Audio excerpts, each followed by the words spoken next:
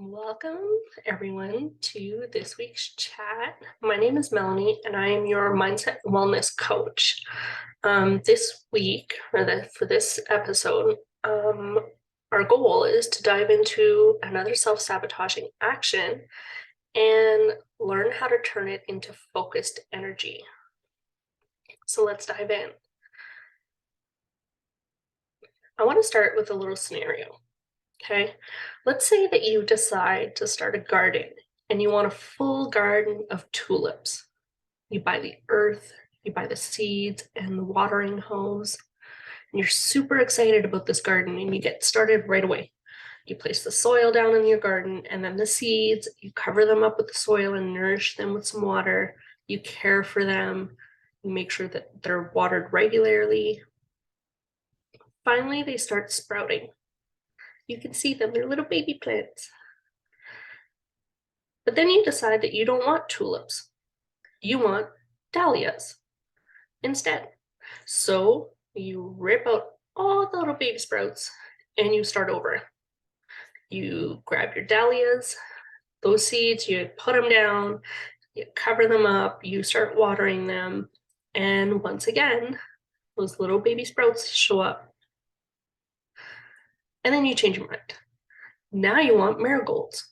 So you go at it again and you rip out the sprouts and you start over. Meanwhile, you keep telling your family and friends that you are wanting a lush, colorful garden, but you just can't seem to get there. It just looks like a pile of dirt. Doesn't this seem silly?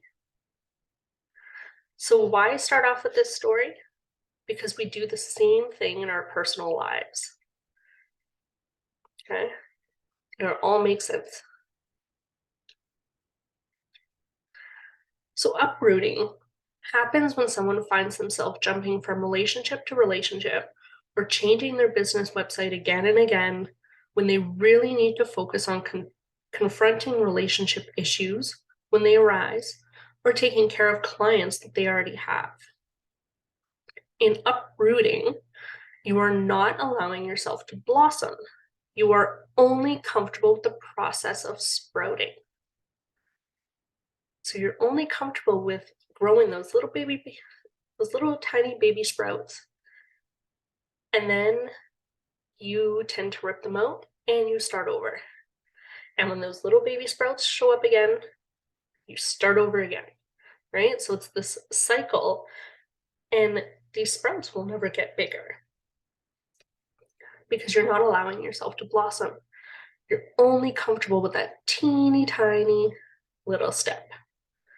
So when you have a new idea and you're always jumping from one thing to another, we are self-sabotaging our success. We're self-sabotaging our happiness and our joy. So if you jump from idea to idea for your business, or you're constantly trying new things but not giving them enough time to succeed, then you're setting yourself up to find evidence that it won't work, that you're just not cut out for entrepreneurship. Is this resonating with you? Are you connecting with this? Are you going, oh crap? Right? I know that when I was getting this content ready for you guys, that was the voice in my head. I was going, oh my gosh,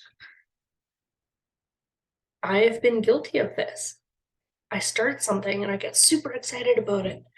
And then the idea of success comes in and I get scared. That fear comes up. So then I jump to a new idea and I start over. Right? I'm guilty as well. However, I'm aware of this, which gives me the power to move forward. Right? So remember that our subconscious mind, just wants to keep us comfortable and safe. When we look at it this way, uprooting is simply our subconscious mind doing its job. The problem with this is if you are wanting something more or different than what you currently have, then your subconscious mind is getting in the way by convincing you to pull out the sprouts, by running in the opposite direction as soon as the going gets tough. It's like we just feel comfortable with the honeymoon stage of things, but as soon as that short beginning time of something new is done, we tear it all down. Right? So we know about that honeymoon phase. That applies to everything. It applies to relationships, to new jobs, to new projects, new homes, to our families. Right? It's that newness of something. It's exciting, it's new, it's just starting. It's like that little baby. Right? And then that honeymoon stage ends, and it's time to get serious. It's time to move things forward. And this is where that uprooting begins. Right? So we've got that baby sprout, we've done all the prep work for it, and it starts to grow. And then our fear kicks in, and we decide to tear it all apart. Right? So why do we do this? Most likely it's because we lack effective coping strategies to deal with the normal, the necessary, and the sometimes uncomfortable parts of life. So our subconscious wants to protect us. It's like skydiving without the proper gear. Our subconscious mind doesn't want to let us jump out of the plane without knowing we can survive the plunge. Right? Our subconscious mind is just protecting us. So there's no reason to go and hate your subconscious mind or to get angry with it. It is doing its job, and up until now it's done a good job. It's gotten you to here. The problem is when we start wanting something different. Then our subconscious mind needs to be convinced. It needs to be brought up to your level. Right? It's like, oh boy, this is new. What are we doing? Right? This isn't safe. This isn't comfort. So your subconscious mind needs to be brought along with you, but it needs a little coaching. Right? It wants to know that we're going to survive the plunge. It wants to know that there's success on the other side. And there is. So when we're in the habit of uprooting our life, whether it be consciously, whether you know you're doing it, or subconsciously, you have no idea what's going on, but this just seems to keep happening, we're automatically choosing the path of avoidance. So we are avoiding anything that could go wrong after the honeymoon phase of a relationship, the newness of a business, the fun in a new idea. The problem with this is that all success happens on the path of growth. We're not meant to start building something just to tear it down as soon as it gets off the ground. We aren't meant to build our life just to pull the rug out from under it. But when we're uprooting, or in the habit of uprooting, this is what we're doing. We're building something to tear it down, which means that you're never going to get past that stage of the sprouts.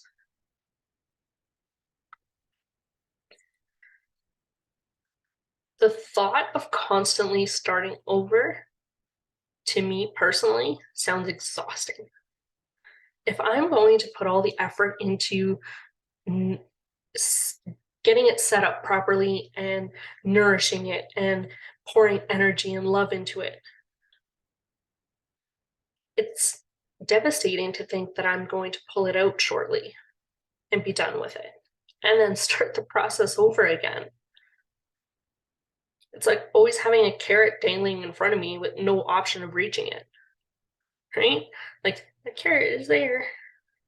I know it's there, but I won't ever reach it. If I keep uprooting and if I keep tearing things down as I go, I'm never going to get to where I want to go. If I go back to my garden at the beginning, I'm going to finish the summer season and still have a pile of dirt in front of my house because I haven't given it the time to blossom. Right? So remaining focused on the goal and committing to the path of growth may be uncomfortable at first. For sure, there will be some discomfort. And it can be scary. Fear is going to creep in, right? Because it's new. but the reward is by far more amazing than the one on the path of avoidance. So we have the option, we have the choice, we have to make the decision. Do we want to keep uprooting our life and live on the path of avoidance? Right? So you're just avoiding everything that's coming at you. You don't want to see anything. You've got like blinders on. Or do you want to live on the path of success, of growth, where things are gorgeous, things are amazing, things are abundant, right? And you have access to all of these things on that path. So on the path of avoidance, it's like you're wearing blinders, but all these things are still there, but you're wearing the blinders just so that you don't see anything, that you stay focused on nothingness. You stay focused on simply the path in front of you. This is where you're going. But on the path of growth, you take off those blinders and now you can see all the potential. You can see all the abundance around you. And because you're not wearing blinders, it means that you have access to these things. Just thinking about it, that I see the path of avoidance as like a dark and kind of like a somber path with, yeah, just tunnel vision. And I see the path of growth as colorful, sunny. Just that thought. Why would I choose the path of avoidance? So now I feel it's important to mention here that this isn't the same as starting something new because you are following your dreams and passions. Sometimes we uproot our life because we want something more, and this is how we can do it. In this case, uprooting is your path to success. So there's a difference. If you are on that path of avoidance and you are just dreading every single day, then uprooting needs to take place. You need to start ripping things out. You need to start plucking out the weeds. You need to start deciding how you want it to look, mapping out a new path,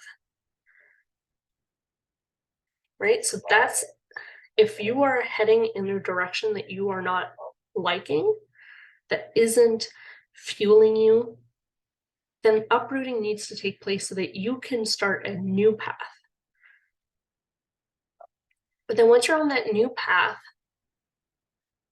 we want to make sure that we're not uprooting it as we go. Okay, so there's a difference. If you're uprooting your life because you want something more, and that uprooting needs to take place, then go for it. Do it, and do it proud. But if you're uprooting because you're afraid of the success at the end, or if you're afraid of all the amazing things that can come your way, if you're questioning your worth, right, then that's where uprooting becomes a problem, right? So if I go back to my garden at the beginning, right, if I want to plant, if I want to have a gorgeous, colorful, lush garden in the front of my home, but right now it's all grass, I need to uproot that grass to be able to make room for that garden.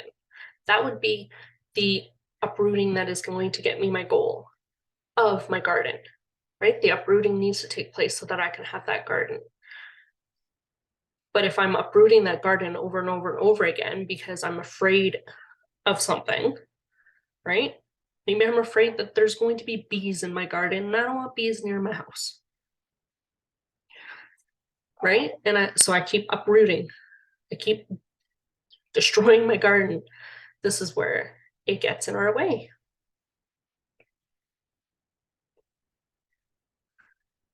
So one of the primary symptoms of uprooting is not realizing that we're doing it, right? You might be consciously doing it because you know what you're doing, you're aware.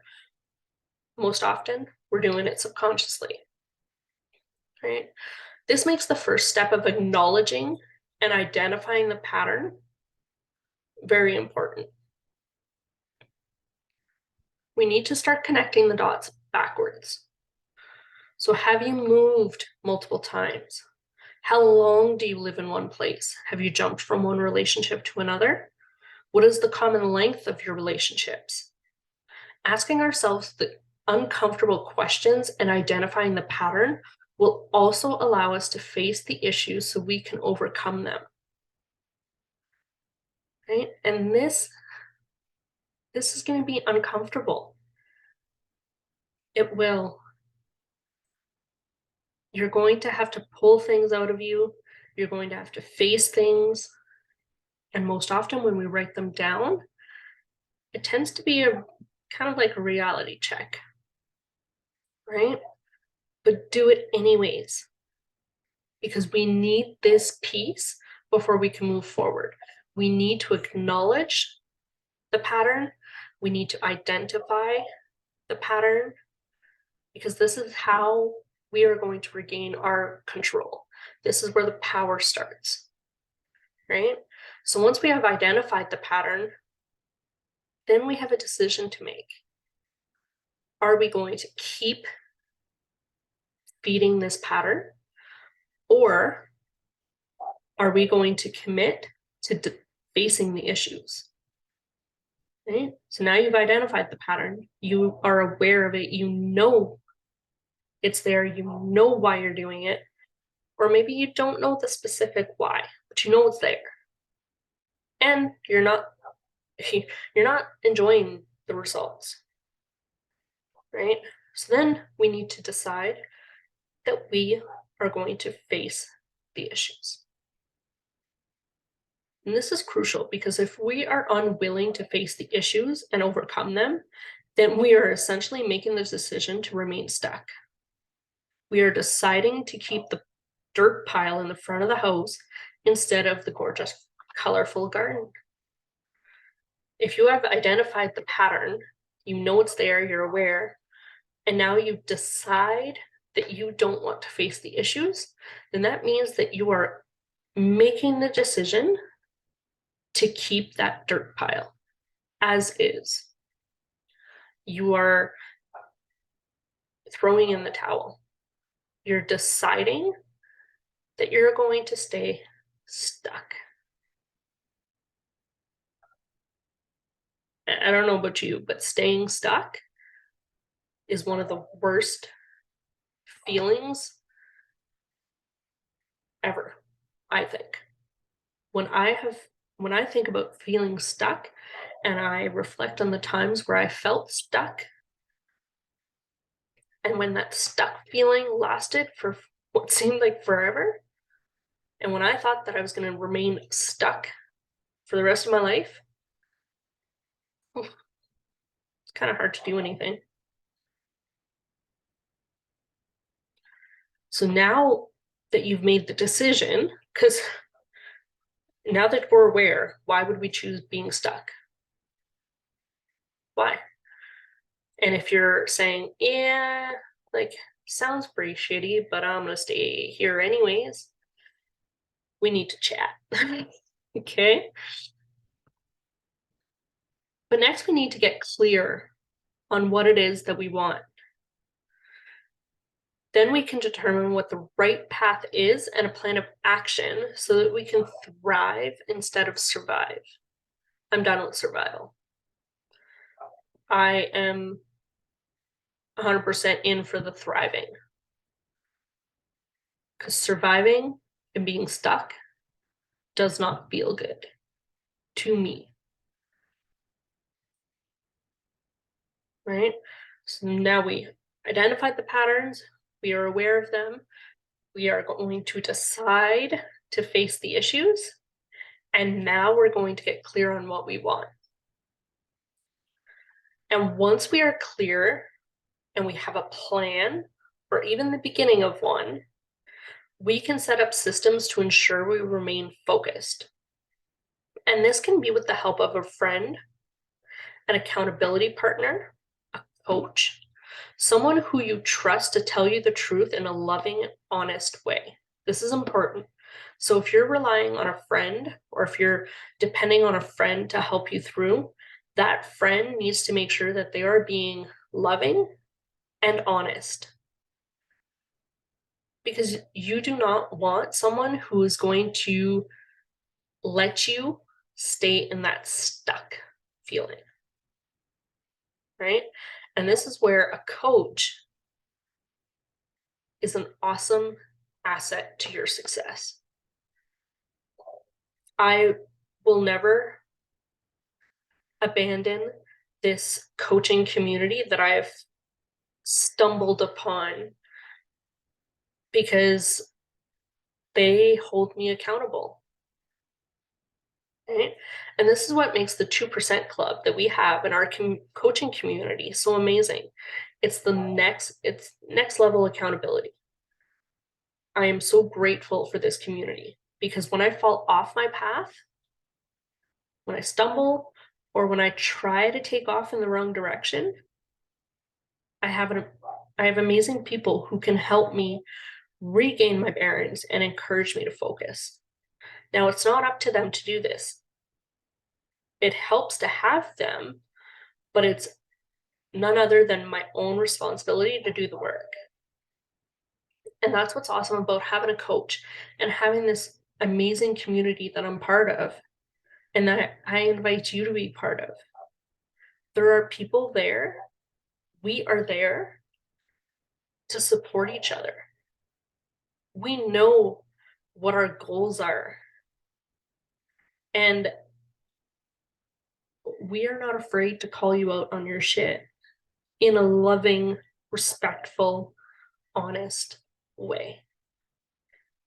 And I've had my friends, my coaching friends, do this for me so many times, because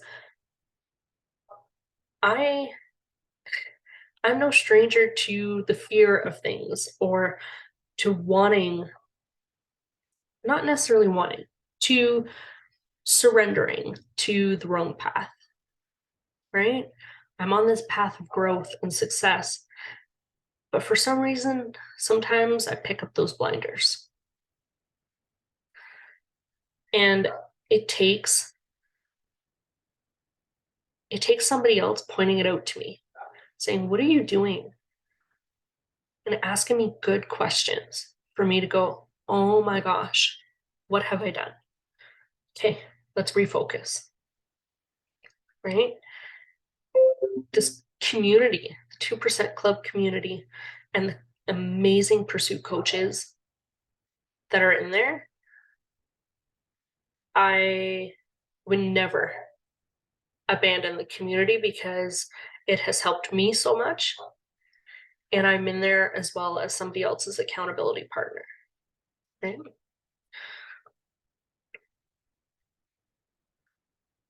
So take a screenshot of this page, or come back to it, pause it, write it down, whatever you need to do. Okay? So here are your questions. Where am I constantly starting over? Is it your relationships that you keep uprooting and starting over? At which point do I feel the need to restart? So is there a certain point where you start feeling that fear and that need to bolt? Okay, that's going to help you. What would happen if I didn't restart this time? What is the worst thing that could happen if I stayed the course? What is the best thing that could happen if I stayed the course? So I like doing the worst case and the best case, because often this is where we have that moment, that clarity of why am I doing this? Why would I do this? Or why wouldn't I do this? Right? Because sometimes our mind plays into that worst case scenario, but that worst case scenario, is it actually the worst thing that could happen? Right? And it helps bring clarity when we think about the best thing that could happen.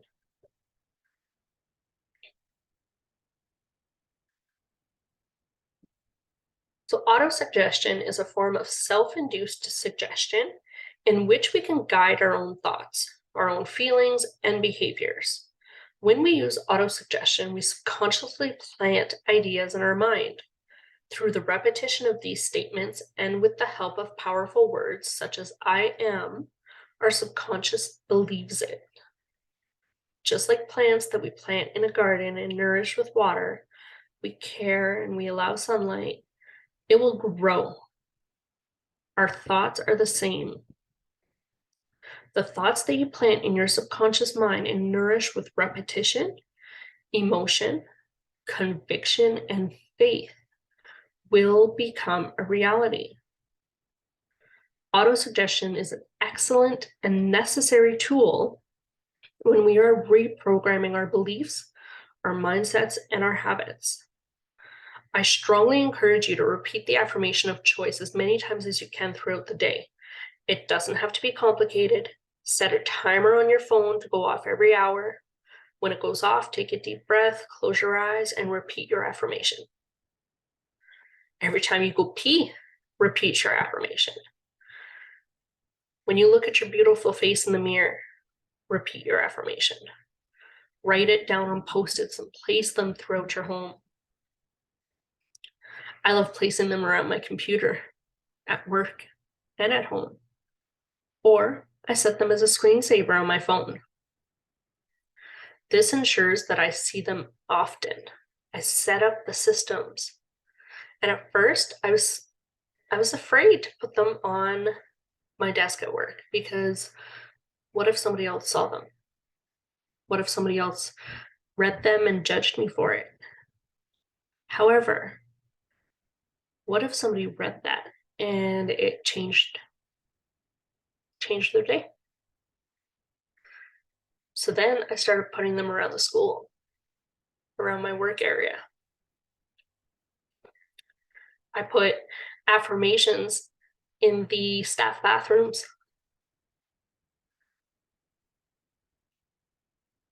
Why not? Right? And I encourage you to do this. Write an affirmation out on a Post-it and hide it somewhere around your work area, in the office, in the staff room. So not only is it a reminder for you, but it's also a reminder for somebody else. They will read that and it may just change their attitude that day.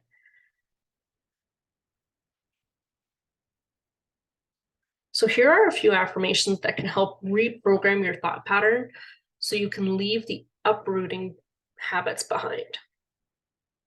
I'm in charge of my own outcome. My commitment to my goal outweighs the comfort of my past. I love this one. My commitment to my goal outweighs the comfort of my past. I believe in myself enough to follow through. This is a great one when you can start feeling yourself tugging on the sprouts you've been growing. I owe it to myself to wake up and conquer. I will move forward with abundance, enthusiasm, faith, and confidence. You can also find multiple guided visualizations online to help you move forward with focused energy. Just a simple search, and you can find awesome visualizations. And then we've got pure essential oils, which are amazing gifts of the earth.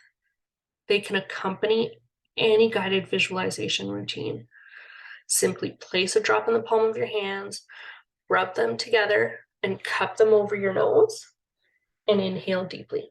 So you would add the drop in your hand, right? So your bottle can look like this, right? You add a drop in your hand, you rub them together, and you cup them over your nose, and you take in a deep breath.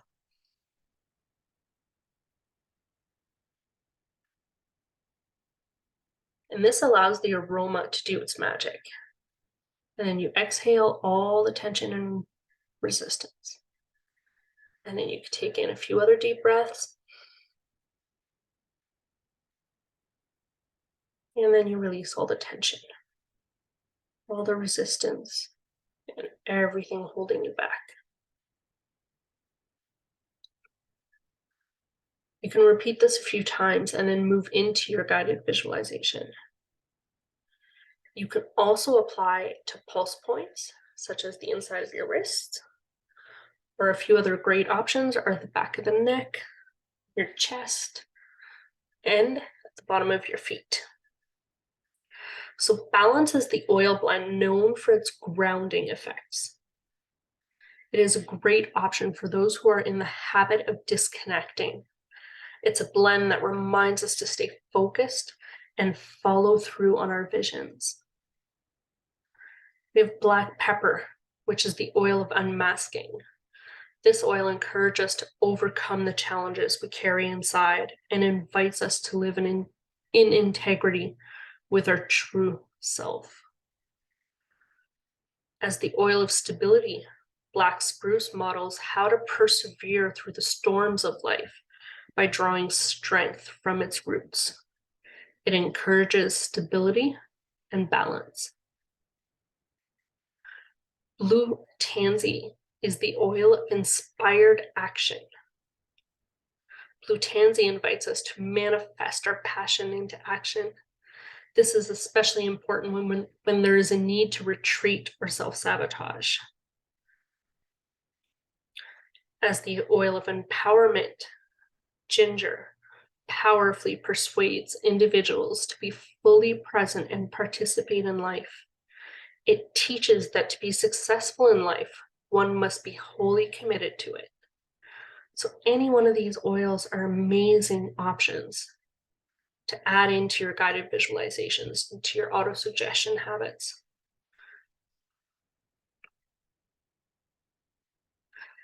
And with that, I invite you to join me next week as we chat about perfectionism. It's going to be a good one. If you're not yet working with one of the amazing Pursuit Institute coaches, scan this QR code and book your free connection call with me. Let's connect and chat about how we can get you moving towards the top of your mountain.